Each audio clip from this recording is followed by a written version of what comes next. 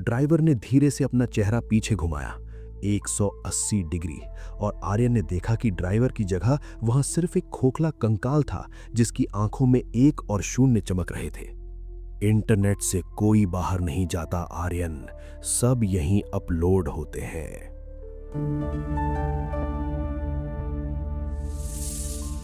हाँ तो मेरे भाइयों और उनकी प्यारी बहनों, आज की रात सोने का प्लान एकदम कैंसिल कर दो, क्योंकि जो दास्तान मैं सुनाने जा रहा हूं वो तुम्हारे ईयरफोन के रास्ते सीधा तुम्हारे दिमाग में घर कर लेगी।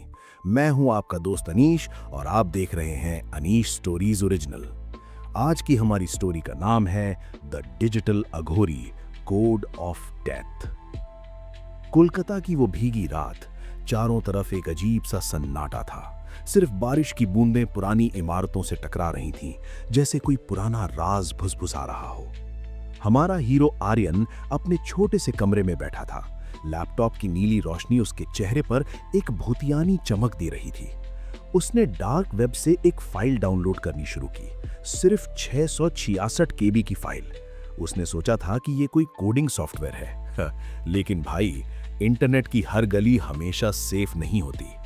जैसे ही डाउनलोडिंग बार 99% पर रुका, कमरे का तापमान अचानक गिर गया।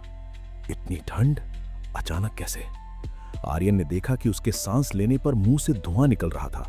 उसके कमरे की दीवारों पर धीरे धीरे बर्फ जमी लग रही थी, लेकिन वो बर्फ नहीं, कंप्यूटर के ग्लिच थे। तभी लैपटॉप का फैन इतनी जोर से घूमने लगा जैसे वो फट जाएगा। स्क्रीन पर खून जैसा लाल रंग फैल गया और एक अजीब सा ग्लिची चेहरा उभरने लगा। उस चेहरे की आंखें नहीं थीं, वहां सिर्फ धुआं और बाइनरी कोड्स तैर रहे थे। आर्यन, तूने दरवाजा खोला है, अब मैं अंदर आऊंगा। आर्यन की रूह कांप गई दोस्तों। उसने लैपटॉप बंद करने की कोशिश की, लेकिन उसके हाथ कीबोर्ड से जैसे किसी ने चिपका दिए हों। बचाओ, मम्मी, कोई है? उसने चिल्लाने की कोशिश की, लेकिन उसकी आवाज उसके गले में ही फंस गई।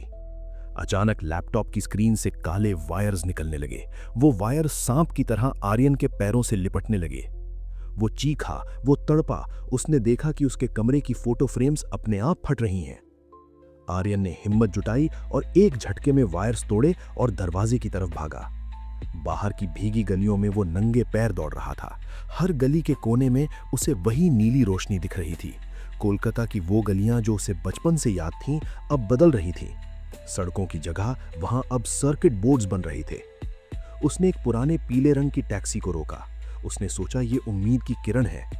भाई साहब चलिए, जल्दी चलिए यहां से, जो मांगोगे वो दूंगा।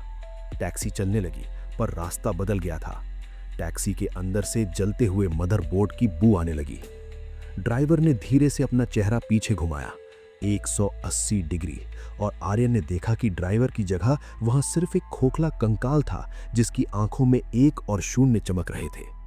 इंटरनेट से कोई बाहर नहीं जाता आर्यन, सब यहीं अपलोड होते हैं। स्लो मिस्टीरियस टोन में टैक्सी अचानक एक ऐसे शमशान के बाहर रुकी जहां की राख नीली चमक रही थी।